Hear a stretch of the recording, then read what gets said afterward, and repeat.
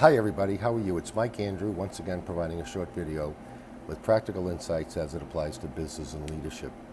Leadership coaching, that's my topic for today. I've talked a little bit about it in the past, but I want to try to put everything together in one video. It's going to be controversial, particularly for those in the coaching profession. So here we go. I don't find the coaching profession that credible. I am not impressed. Let me make a caveat. There are some really good coaches out there, really good ones, and I would recommend them to anybody. But to me, the best coaches out there are those that have had corporate management or executive experience.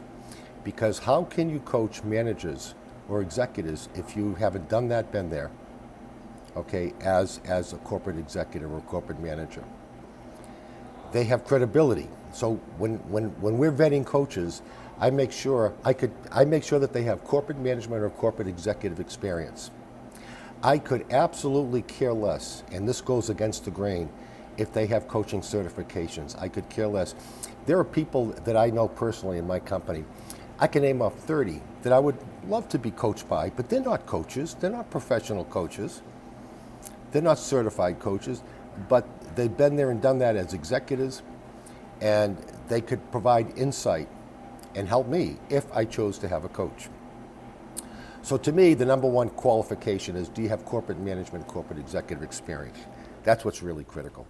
There's a coaching organization in Malaysia that I'm aware of that I like what they do. They actually certify, this is the one time where I like certification, they certify current executives or retired executives to be coaches. I love that because executives have been there, done that. They can relate and they can provide insight, not just ask questions, but provide insight. So there are some good coaches out there, like I said, and though they tend to be humble, they tend to have very little ego.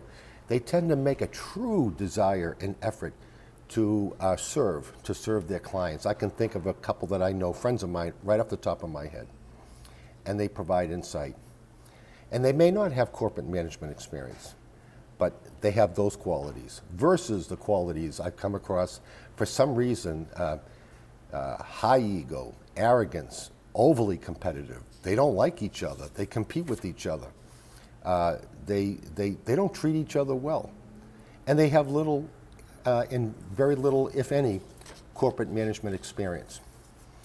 I've come across coaches that refer to themselves as the number one leadership coach in the world, the number one strategy coach in the world, the number one change coach in the world. Come on, says who? I know how they got that certification, believe me, because I've been on the receiving end of messages. Can I vote for them? I don't work that way, and that's not legitimate for me.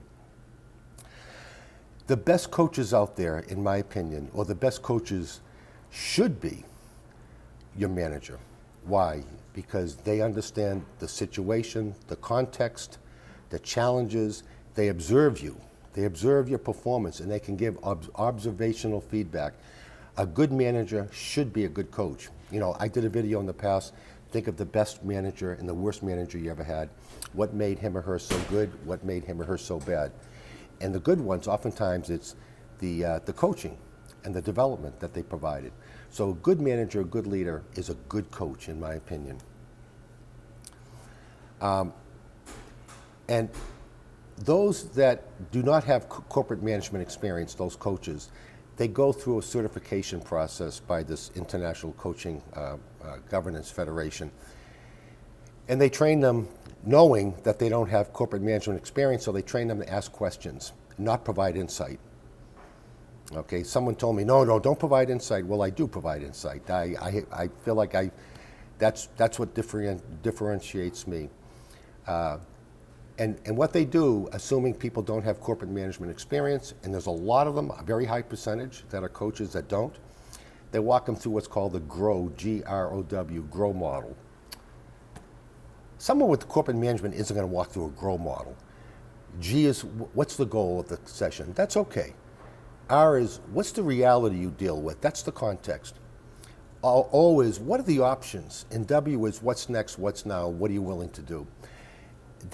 when you don't have corporate management, they give you that type of context. Believe me, I've seen some of these coaches out there that they need coaching. They need coaching themselves. Look, at the bottom line is, there are good coaches, and there's a high percentage that I wouldn't hire because I don't have a lot of faith in the coaching profession. I have a lot of faith in coaches that have corporate management experience.